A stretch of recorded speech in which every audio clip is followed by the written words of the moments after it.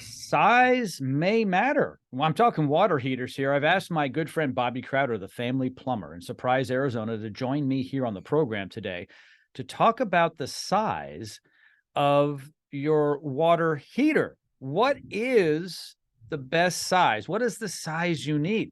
And it's interesting because, Bobby, I think a lot of people aren't sure what size they have.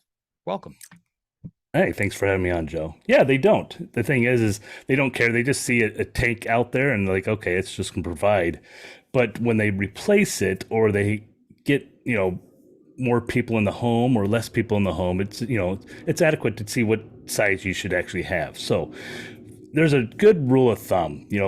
They say 1 to 3 people is, 40-gallon gas, 40-gallon electric, 40 gallons is all right.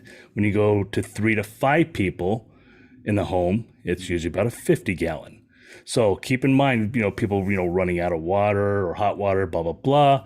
You got to remember, it also depends on your fixtures in your home, your shower heads. If you took out the aerators or flow restrictors, you're going to be pushing out 2-3 gallons per minute. So you're going to drain that water heater down quickly.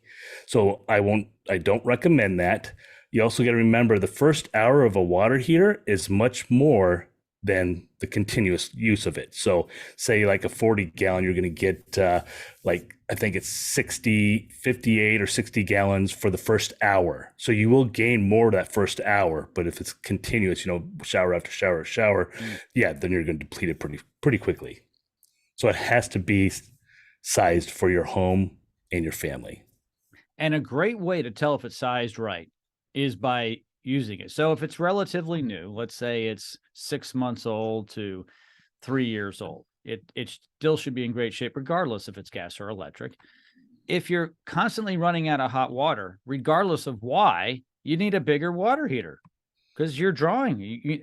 Like if you like to take 30-minute showers and so does your spouse and so do the kids, then get a bigger water heater. That's correct. Yeah. You got to size it properly.